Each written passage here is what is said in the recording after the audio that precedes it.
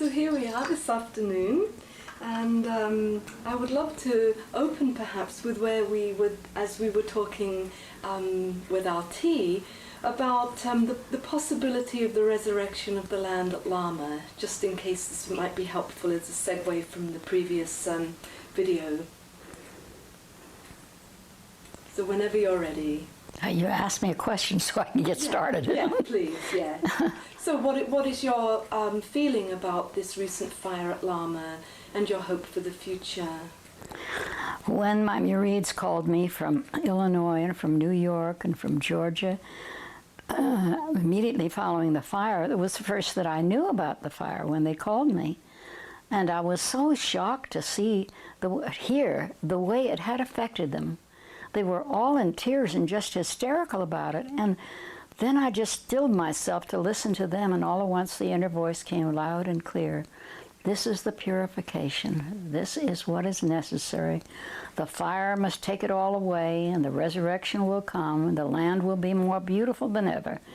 And Lama will be the ideal that many had in their hearts, and which we never saw really fulfilled before. So I felt so good about it. Then I thought about what has happened up at the time that the great volcano blew up in Washington, and all of the ashes and devastation that happened up there. And I realized that, my goodness, when I see the pictures now, I can't believe it. I mean, everything has been reseeded, things are growing, there's beauty there again, and a whole new beauty that we never knew the way it was before. And I said, yes, it's possible. This is what's going to happen at Lama. And I know that you've always been very connected to the dances of universal peace, and Advasura told me the other day on the phone that it's also been one of your concentrations that you've seen bloom in your lifetime. And I wondered if you'd like to describe your relationship to the dances in anything ranging from Murshid Sam, Sadi, the outreach work to Russia, whatever you'd like to comment on. The history of the dances goes way back for me. I think I should start with saying something about when I was initiated by Murshid Sam, which is the real introduction to it. In 1935, Murshid Sam initiated me, and I didn't know him. I'd never seen him before. I knew nothing about anything except that there was a Sufi teacher, and that Sufi teacher was Murshida Rabia Martin, and she was now in South America helping Shahbaz Best to renew the message down there. In her absence, Sam was taking over. And Sam was in Hollywood, but he was going to be back very soon. And Hazel Armstrong was his secretary, and she was also the secretary of Laura Adams Armour, who was the head of the Index of American Design on the Federal Art Projects. And I had an office right across from her. And every morning I had to take the negatives from the photographer that I was temporarily keeping myself busy with and take them to Hazel Armstrong. And although she was 10 or more years older than I, we just had an immediate connection. I just loved her at once, and we had such a good friendship immediately that she invited me to her home, where she and Dr. Davida Herrick lived on Nob Hill in an apartment that overlooked the bay and had beautiful views, and she was having a musical evening. Must have been the first time in my life I ever was early. Since I had to travel by streetcars in those days, I ended up there early. And Hazel said to me, "Oh, we're not dressed yet, Vera, but don't feel badly. Just go on into the music room. It's at the end of the hall." And I walked back to the music room, the last room that overlooked the prison and all the beautiful, the Bay Area from that view. And I looked out the window, but it was dark, so didn't see very much. And I looked around the room, which was all papered with India prints. And the first wall that I looked at had a picture in the middle of it. And I was pulled over to see who that was, and it was Hazrat Inayat Khan, sitting in posture playing the veena. And oh, I was thrilled. I ran out down the hall and I said, picked a picture off the wall, took it with me. I said, where did you get this? Who is this? You know, oh, they said, oh, it's Hazrat Inayat Khan. That's our teacher. I said, where is he? He said, oh, he passed on. You know, he's not on this plane anymore. Oh, I said, this is the master that I saw when Miss Ruth gave her last concert in the auditorium, and he and the Oriental musicians were playing. And I had to see those Oriental musicians. From the time I saw that bulletin board go up on my grandfather's lumber yard, I said, oh, I've got to see them. Isn't that beautiful? Their costumes, their turbans, I've just got to see them. And my father and my grandfather both said, we are not paying for any ticket for you to go to that concert. That's ridiculous. You see Miss Ruth every Wednesday at your dance class. There's no reason that you have to go to that. But I wasn't interested in Miss Ruth's dancing. I wanted to see the musicians. And I had to work it out some way. Well, knowing me, I figured a way to do it. And that was to go next door to the Daily News, where I knew all of the editors, and especially the children's editor, Miss Cynthia Gray, and because they would always give you a dime if you go to the corner store and get them cigarettes or Eskimo pie or whatever they were in the mood for while they were working. And I said, you know, Miss Gray, I have a birthday this month. You do? Yeah, I said, yes, I do. It's on the 15th. The 15th of August. And she said, oh, that's interesting. Are you going to submit something? And I said, oh, yes, I am, and I hope I can get the free ticket to go to this concert. Oh, yes, the buses will be here on Saturday morning, and you can just climb on, go with all the other kids. I hadn't the vaguest idea what to do, so I raced home with a hurry, got out the paper. What do I have to do? Yet I don't know if I did a drawing or what I did, but I did it in a hurry. Immediately ran back down up the stairs of the Daily News, said, here's my contribution. Now can I have the ticket? Open the desk drawer. Here it is. So I had the ticket. And when the morning came, I went over and got on the bus with all the other poor kids from the depth of the South of Market District. And went across Market Street and get over there to the auditorium. And we had the prize seats, front row seats with all these, you know, little kids from the slums.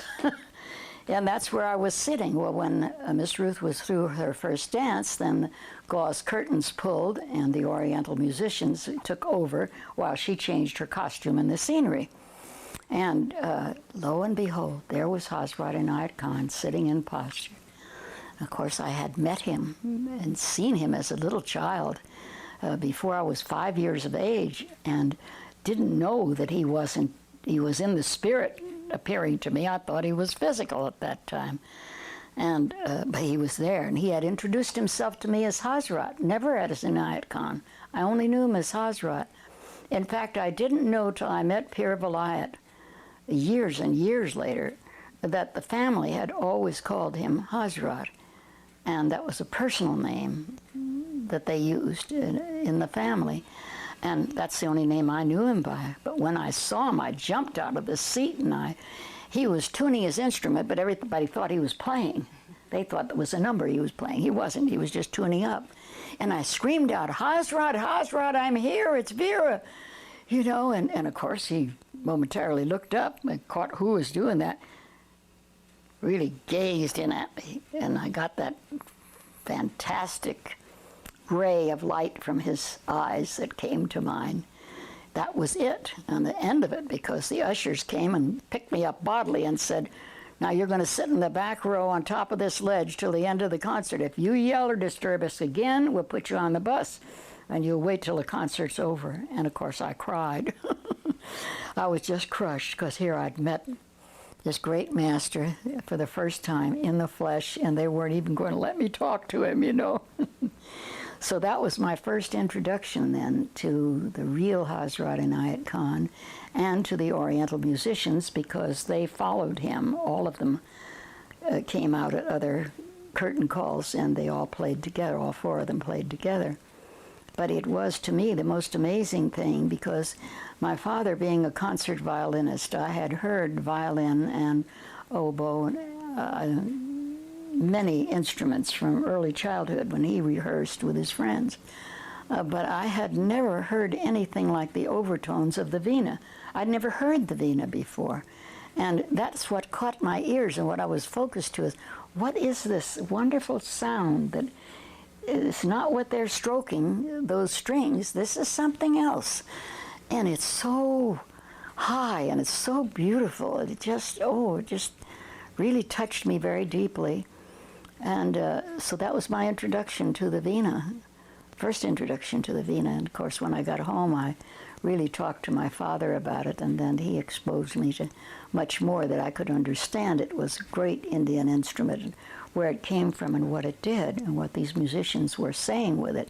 So different than our violin and our cello music that I heard in our home, because they were improvising on a theme. And I had never heard that before. I'd heard musicians that played by note and memorized it, and it was always, you knew what was coming in the next phrase. And this was so different and so challenging to me. When I got to meet Murshid Sam then, this was in 1935. I was working for the Index of American Design as an illustrator, painting, and Hazel Armstrong was working for the Index of American Design. And she said to me, I'm giving a musical at my home, and if you want to come, you'd be very welcome to come. And that's how I ended up being in Hazel's home, seeing the picture of Hazrat Inayat Khan and being able to have him identified who he was and where he was now. And this was the great master that I'd seen so many years before. She said, you come down on Saturday and Sam will be back from Hollywood and I will introduce you. So I went down to, I knew where 450 Sutter was because it was a great medical building, and it was right across the street from the Sufi order. And when I went into the building, I thought, oh, what a wonderful place, just filled with Persian art and Persian rugs. And Rashida Martin had the most beautiful library and entrance room there that you would ever see. And Hazel came from the two offices in the back of that room, and she said, oh, you're here, Vera, come back. She said, you can go in through my office to meet Sam. So I came back as quickly as I could, and she opened the door and put me in front of her. And Sam was at the altar, and everything was golden. And the brocade behind it and the altar cloth, everything was gold. And the lights were all lit on the 7 candles, and oh, I thought it was just heavenly scene. But I didn't have long to contemplate it, because she said, Sam, this is Vera that I was telling you about. Vera, this is Sam. And I looked at him, he threw his light at me, I threw mine back at him, he turned me around to the altar, and gave me an immediate initiation. I didn't know what I was getting into. Had no idea what becoming a Sufi meant, but I soon found out. So that's how I became a Sufi and how Sam came into my life. I married during that period, but it had to be kept secret because I was the only person in 5 people in my family working and bringing home money for food, because everything with the 1929 stock crash, the family's fortunes went overnight and there was nothing left. It was just gone. My grandparents moved in to our home, seeing that we could make it together if we couldn't make it alone.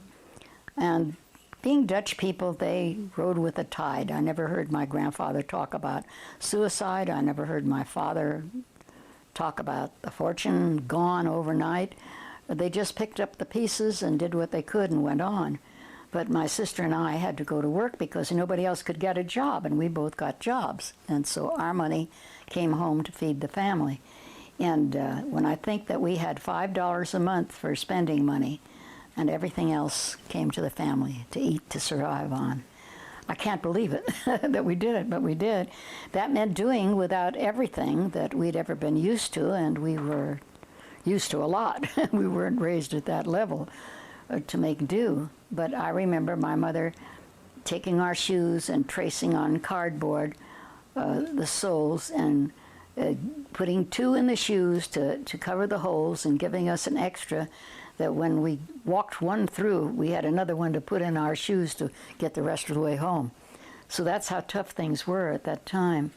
But it, of course, didn't stop the Sufis who met regardless. And one of the nice things that Murshida Martin did was to have all the Sufis that were initiates to come to Kaaba Allah every weekend. And we would leave on Friday afternoon as soon as we were through with whatever we were doing. And we would take the ferry boat across the bay and then take the old cars and trains were still running out to San Rafael, and we get on the train then.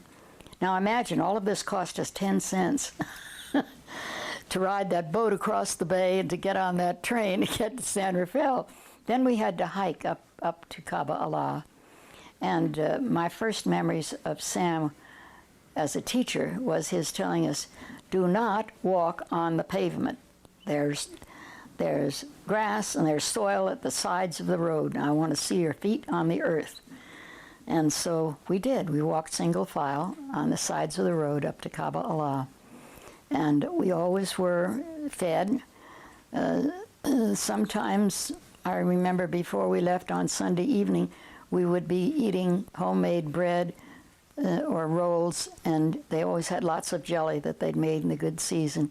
And we would have jelly and bread and the herb teas, and sometimes we would have a soup that the cook had made for us to go back on. So all the time that I was there with Murshid Sam, he worked with children and I worked with children. That's where my children's work began.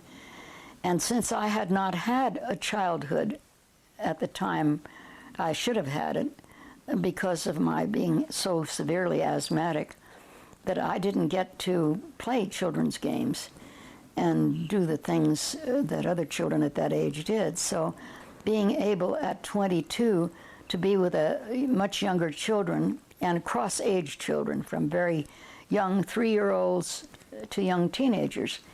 And I grew up again then with Murshid Sam and his method of educating children, how he introduced us and what we did. We rode horseback, we hiked, we went to the ice rink regularly, and Murshid Sam laid out the dimes or whatever it took to get us all in, because none of us had any money or any spending money. And we would gather as we walked down the hill, all kinds of kids from the community, so that the man at the ice skating rink was always very friendly to Sam, and he'd give him a lot of tickets and help him because he brought so many kids to the ice rink.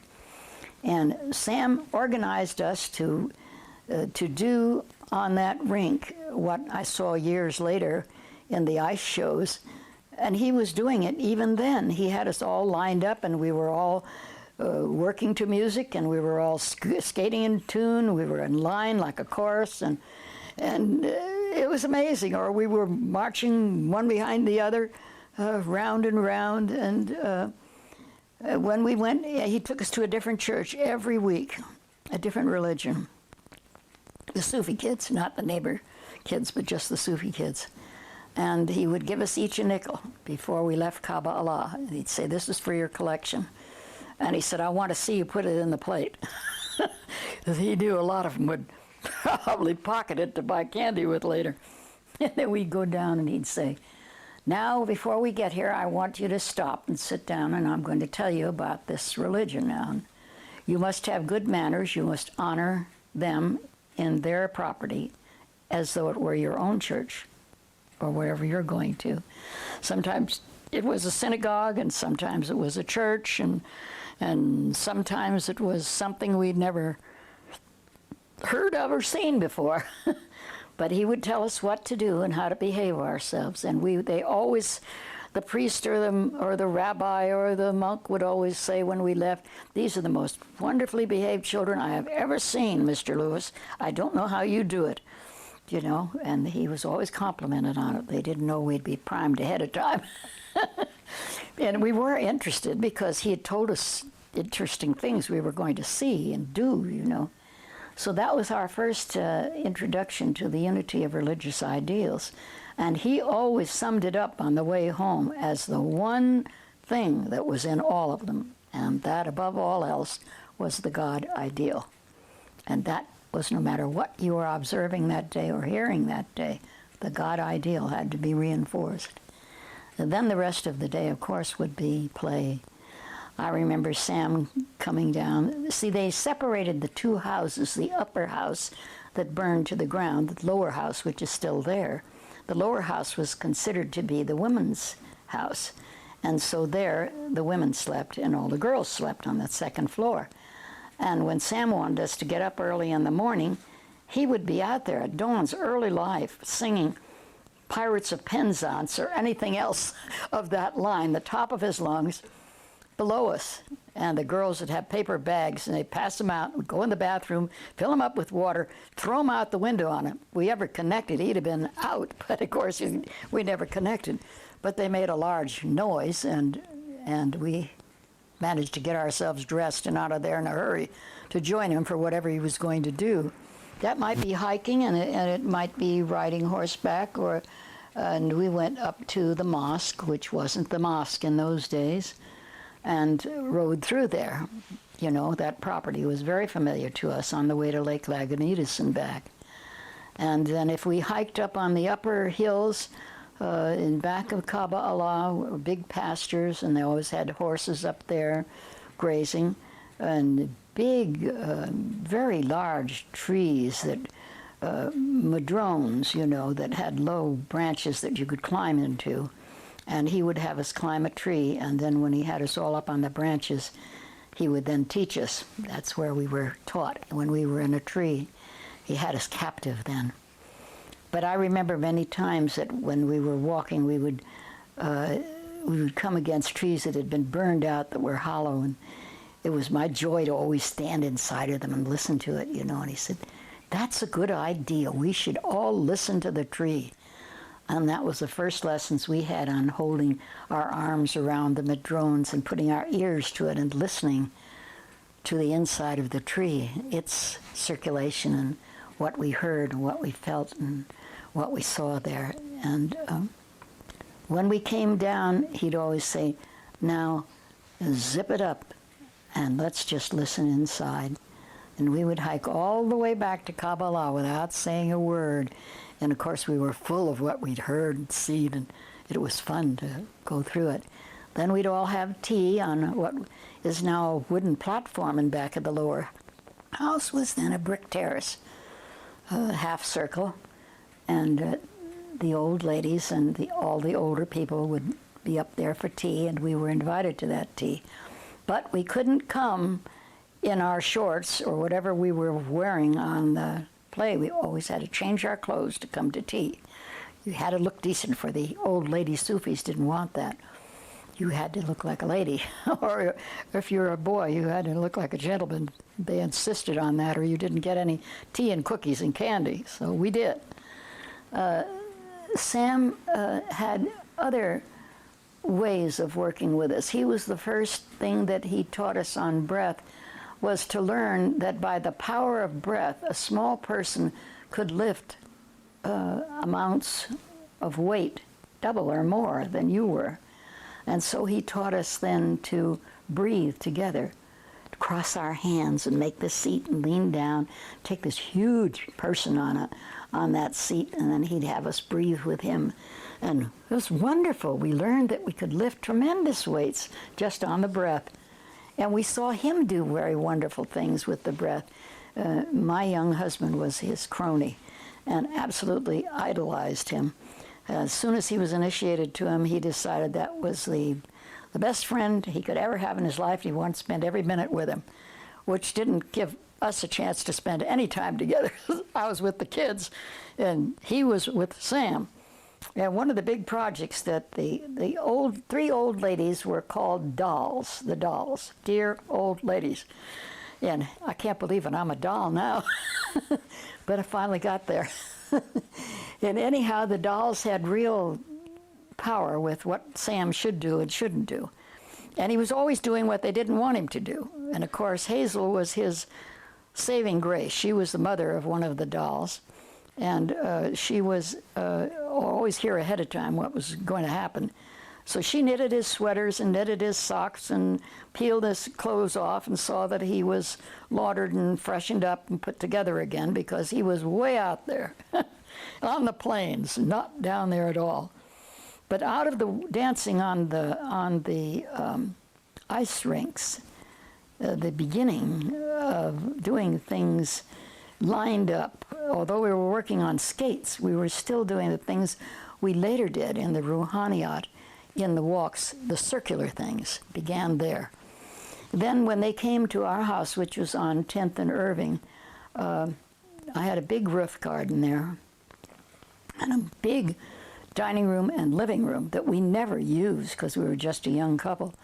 So that room, when Hazel moved to San Francisco to work, she said, you know, I have the piano and I really don't want to get rid of it. Is it all right if we moved it to this big living room? I said, oh yeah, if anybody carried up those stairs, fine. So she had it moved there, and then we had the piano there. And Sam's mother would come and play the piano.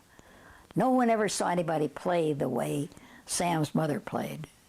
Full hands, full strength, this tiny woman with such power in the hands that the piano was shaking. And he was so proud of her. Isn't she wonderful? You know, isn't that great? And we were all awestruck at the noise she could make, the power she had in those little hands, you know. And she was always called Fuchsia Lewis. She was president of the Fuchsia Society.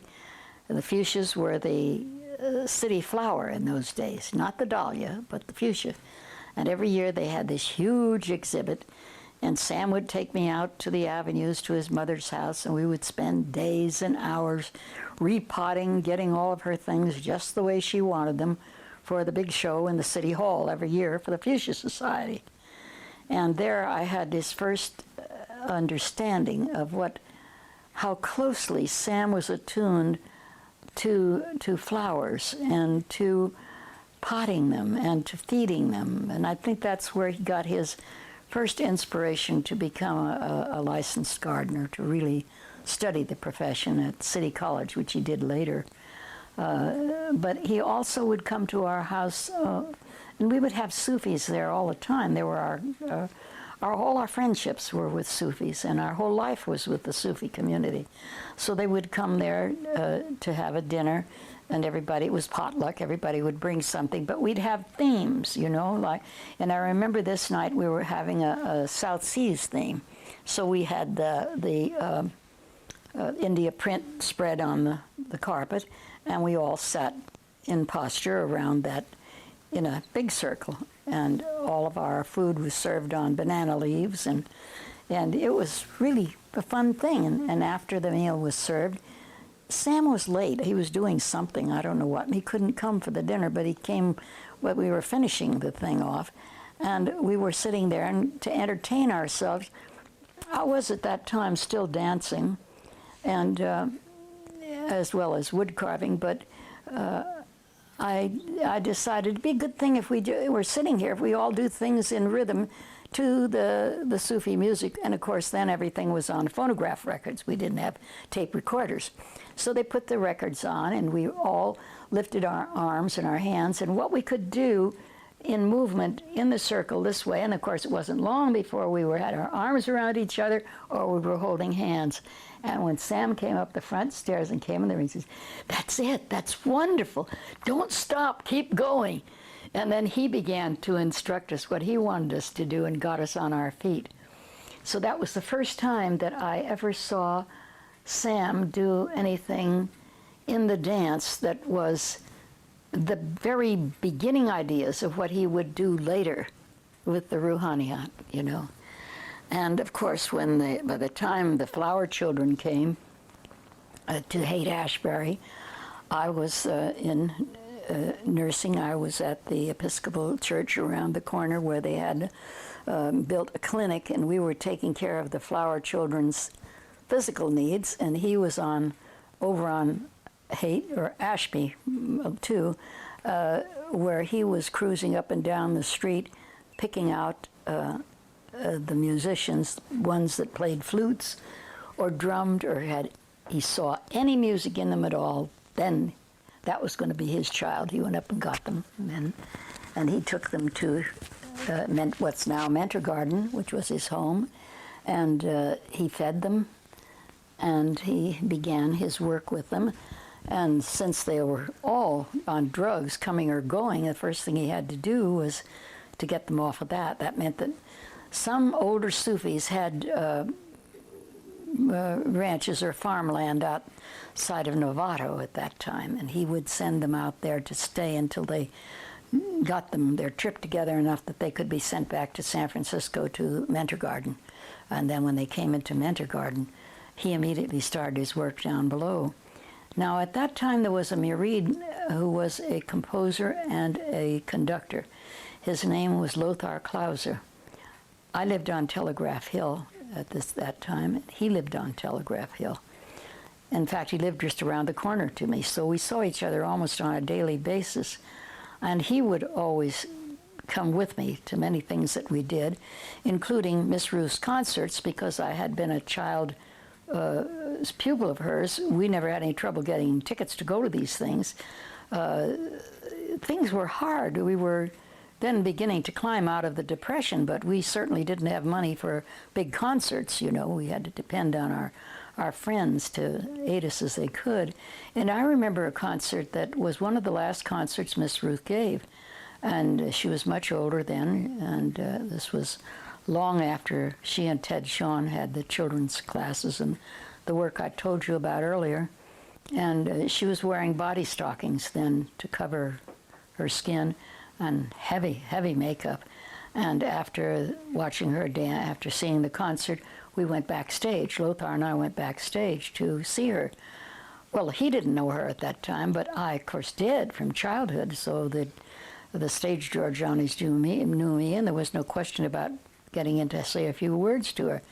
And I said to her, you know, I can't find him now, but I have a teacher named Sam Lewis, and he's a Sufi, and he's deeply interested in your dancing.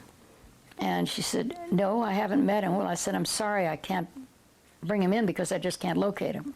He must be here somewhere.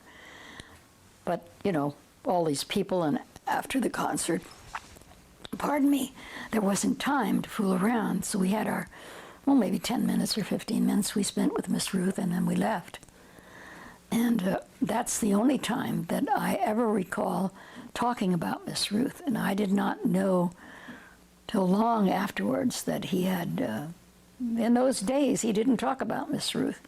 He was so busy at Mentor Garden doing his thing, and but I remember his, you see, I then, my life went on.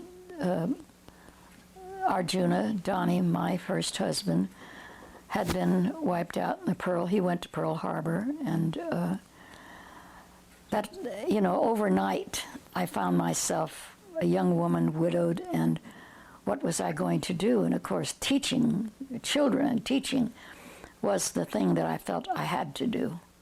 So I ended up in the Salinas Valley in Monterey County because I wanted to do work with handicapped children. I wanted to work with the problem kids. And I didn't see any reason that I should go into a regular classroom, deny what my whole life had been creatively.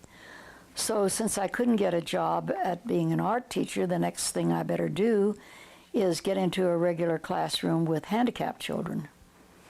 Thank you.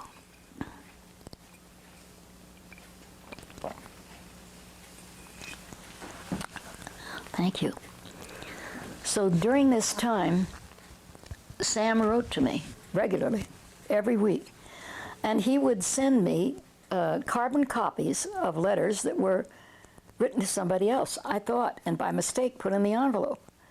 And of course I read them and I thought, I've got to tell him, I've got to send this back. This is not meant for me, it's not written to me, it's somebody else's name, you know, and here were all these names, you know. All the people who became the first Murids in Sirs. that he would send me these duplicates, men, the girls, and the boys too. It was meaningless to me, but I always read them with great interest because it told me what Sam was doing. I thought, gosh, he's really going ahead. He's got the walks going now, he's starting the dances. This is great, you know. Once a month I'd get on something, I don't know. In those days I wasn't flying, so I guess I must have gone by buses to get up there. But as soon as I came in to see Sam, and I remember that he wasn't living at Mentor Garden. He was living up on by a park in a second-story flat. But whenever I came there, whatever he was doing with his secretaries, and was always typing going on day and night, he would say, now you go on with the work or whatever you want to do, but I'm going to spend this time, it's Vera's here, and I'm going to spend the afternoon with her. He would take me into the park, and we'd sit on a bench, and he'd hold my hand, and then we'd go off, he'd teach. You know, just taking it in, it was just wonderful. And then I had to go back again to my job, but I'd have it there. And then I'd tell him, Sam, I have all these letters that you sent to me. They must be a mistake because they're not addressed to me. Did that happen by error? No, I meant you to read them. Did you read them? Yes, I read them. All right, keep that in your head. Keep them. And I thought, well, this is the baddest thing I ever heard of. Why should I do it? Well, I did what he told me to do. I never, you know, we didn't question our teachers in Sufism the way they do today. No matter what your teacher said, you accepted it and you did it. And just waited for the illumination to come or the understanding to come. But anyhow, later when I met them in the Rouhaniyat, oh yes, now I know. This is, you know, I knew each one of them. This is Saul, this is Fatima, and I knew each one of them, and I knew, oh yes, that's the person he wrote that to. Now none of this was derogatory, all of it was but it told me about the person, what they were into, what they were doing, what their interest was, and where he was leading them to, what he wanted them to do and to become. It was very strongly in that. Then it dawned upon me, oh, how wise he was, that he knew that many years before that he was going to lead me into the Rouhaniyat and all these people that I would be doing the walks with, you know. And of course, he always, when he began doing the dances at Dinah's Shack out at the Cliff House, you know, that was a huge place. He had 3 large circles dancing at the same time, and he was doing the leading. He was doing 3 large circles. But I never saw those things in person. I only saw the photographs that he sent to me and what he told me in the letters about it. But it was just catching on. It was going, and it was going big. And that was the first that I had seen of where the dances of universal peace would eventually lead. Of course, then it was just Sufi dancing, right? It didn't have any fancy title, or professional title. But all that he did was to start always with the walks and the breath. You had to learn to breathe. And unlike what is taught today, and what Hazrat Inayat Khan taught in his beginning work was do it on a natural breath. Sam never did. He always said, remember, your natural breath should be diaphragmatic breathing. And that means you breathe all the way to the base of your diaphragm. Now the trick is, when I give you these rhythms to walk or to dance, that you've got to do that in the 5-5 breath. You're inhaling 5, no matter fast or slow or what it is. You still got to get that 5 count in there.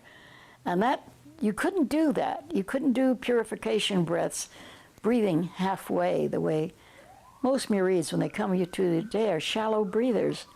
And another reason is we have so much pollution in the air that people train themselves. Don't inhale it too deeply, then you're going to cough or sneeze. But you have to, somewhere along the line, learn diaphragmatic breathing. Then you're breathing the full depth, and you're exhaling the full depth. And all of this I understood as time went on.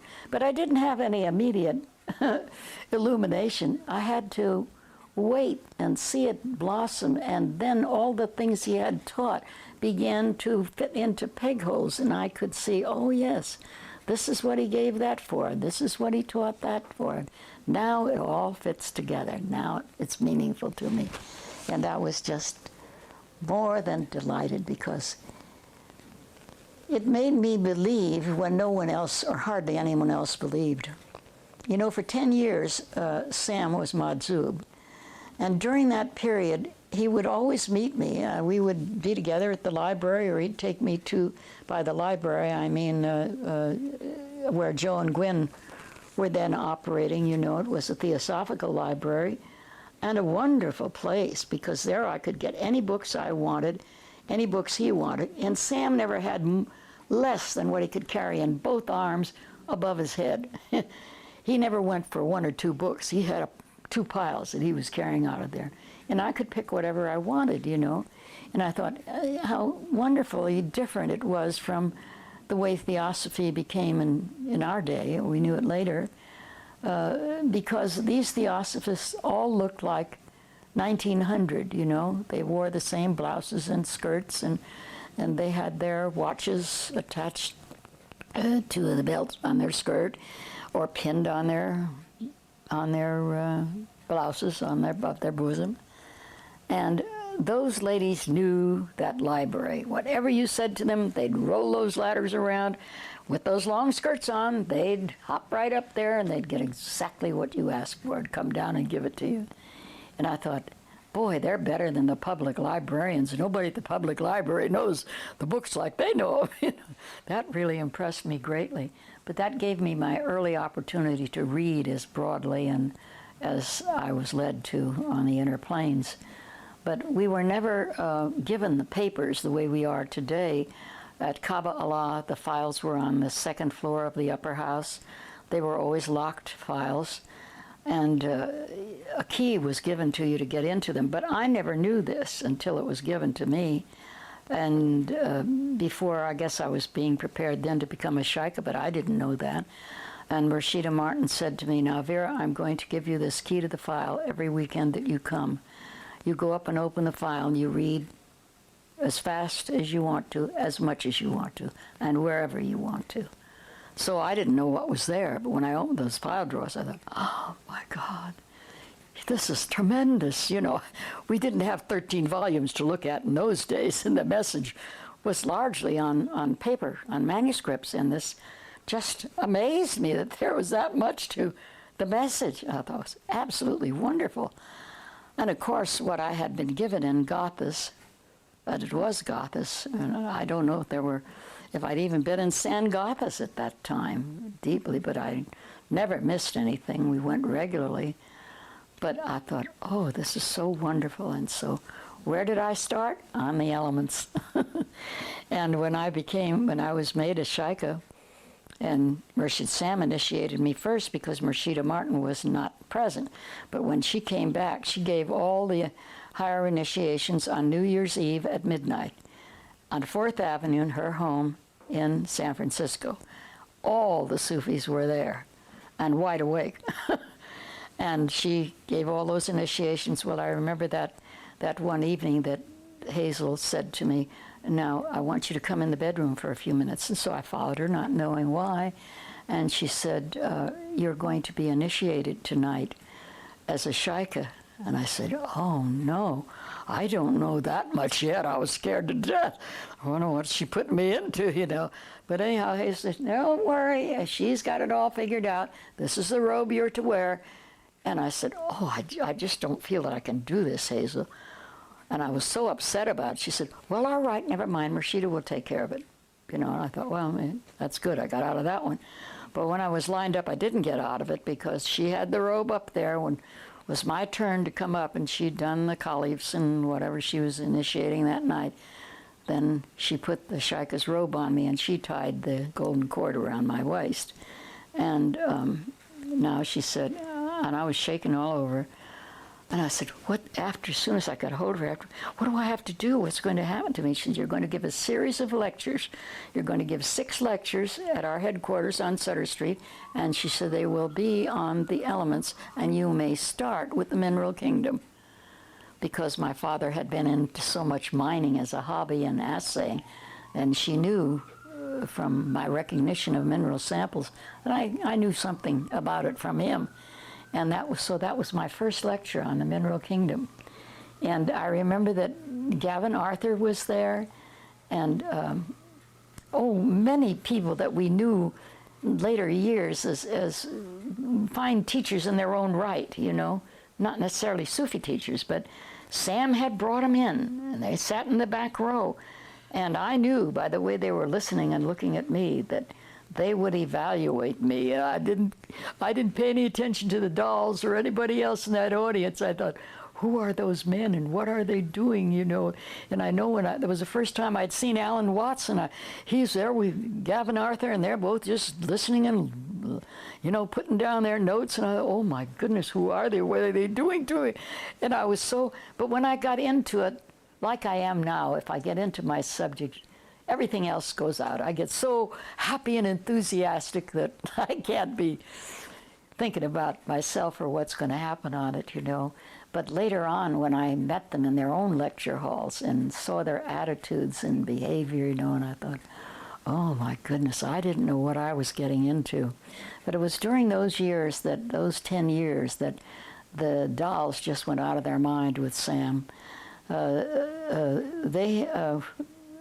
Hazel's mother wanted to put a rose garden in. And of course, when you try to plant roses under oak trees in that highly acid soil, Sam had to get in there and do his testing of the earth and find out what had to be done. And one of the things was that the place they wanted it was where the Rock of the Prophet is, facing the Rock of the Prophet. And there's some bay trees there, but boy, there was a lot of hard soil there. And the first thing that had to be done is get the rocks out of there. Well, Sam and Arjuna had no idea that they were going to run into very few shovels full. They found out there was a rock as big as a coffin, a huge thing, and it had to come out. Oh, Sam said, never mind, we'll just dig on the outside of it until we get down to where the surface of it is, and we'll do it. And, you know, on the breath. And so the big day came, they were going to get the rock out, and all the kids were invited up there to watch it, you know, and they got rolled these heavy branches of another big tree, probably another bay, down there so they get it under that. And then they put ropes on that. And then Arjuna at one end and Sam at the other, they got to breathing together, and they brought that thing up, this huge rock, on the breath to the soil, and then let it slide onto the rafters that were next to it, the 2x4s that were next to it.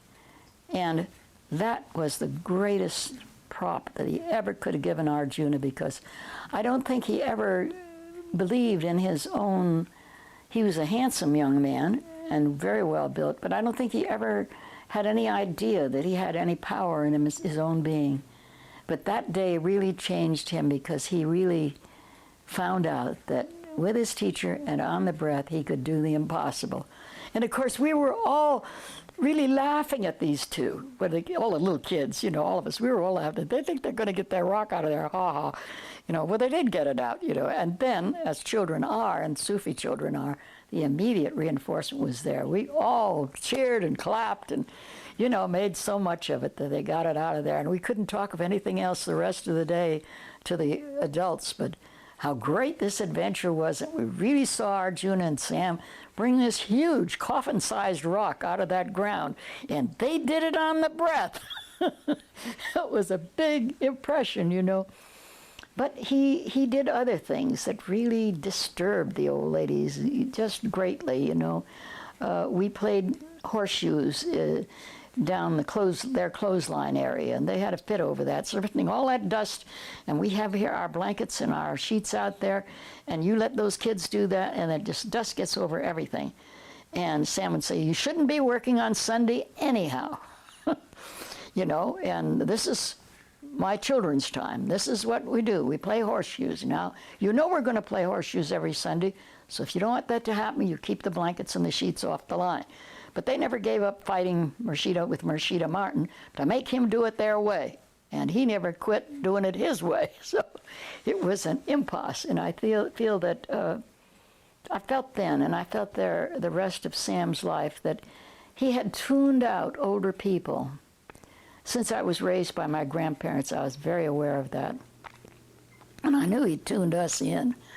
It was certainly child and young people minded, but it always bothered me that the old people were offended by that, and they felt that, and they would always take me out in the car with their chauffeur whenever it was, I think it was on Wednesdays, they went for a tour, and they would always put me in the car and take me. So I got to see the places where they later were interred. I got to see many things and enjoyed being with the old ladies in the car. I really enjoyed it.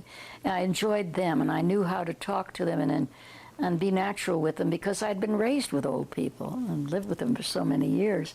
So that was a pleasant thing, but Sam never included that at all. He planned his time with me separately and usually in the city, and when he met me in the city, he would take me to businessmen's offices, people that were Arabs or Persians or Eastern people, and whatever they were doing, and they were big businessmen. This was president's offices, managers' offices, and he was unannounced. He just did what he wanted to do when he wanted to do it. When it was convenient to do it, whatever they were doing, everything stopped.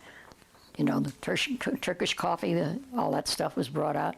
Or if it were the furriers and they were Jewish people, then everything stopped and you had coffee and, right? Or bagels or whatever they were serving.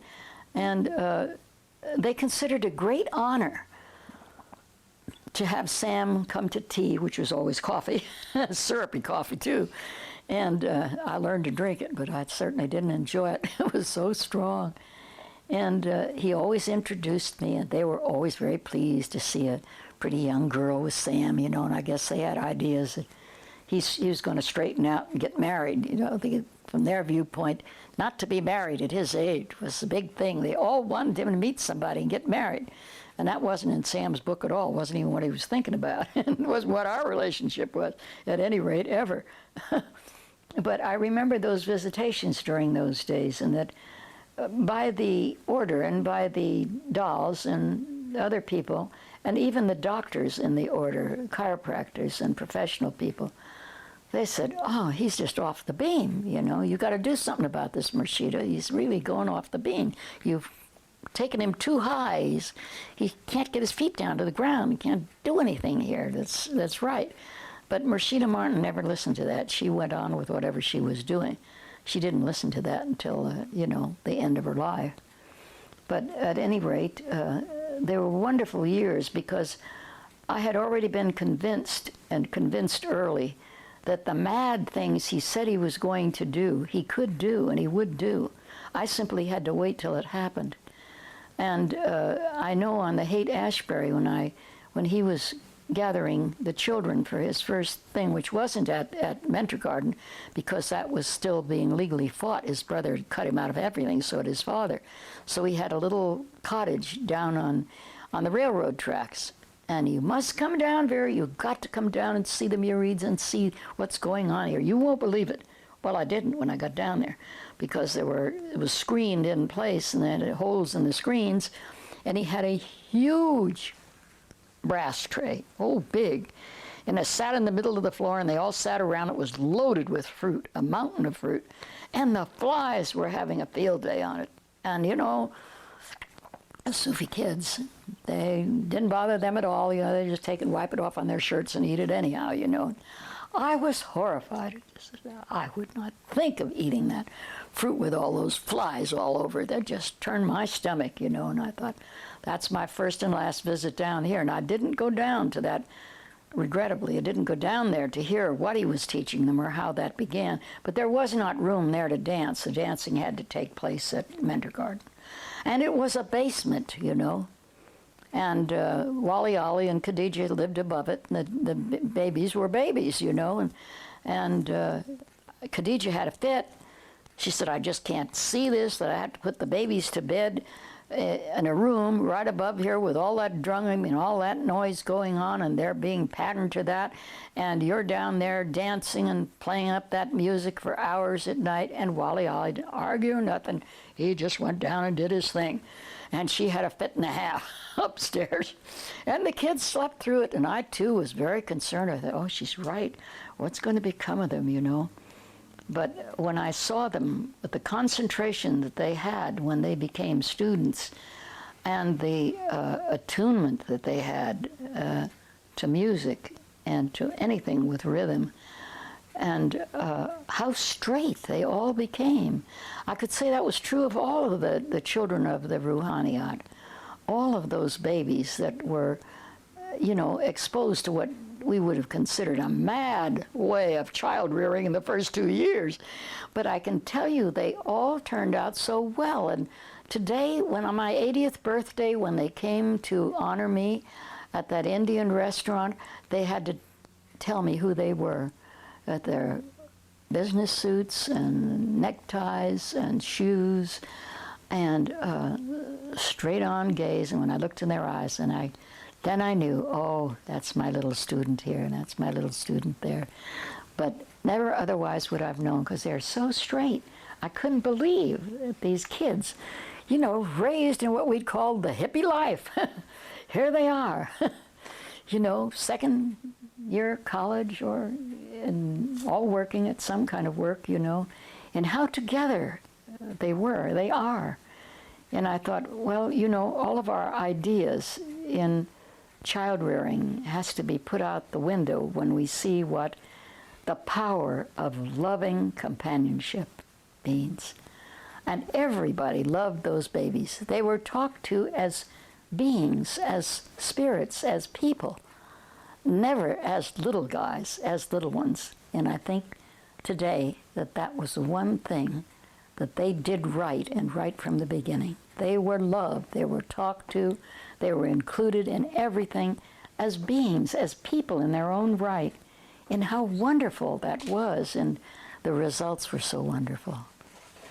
So that's my memoirs of how the dances began, and I was always tested, and he did testings in front of me too, and then some of the girls too, that he had come in there, and then he didn't let me get away with that. I had to go down to the basement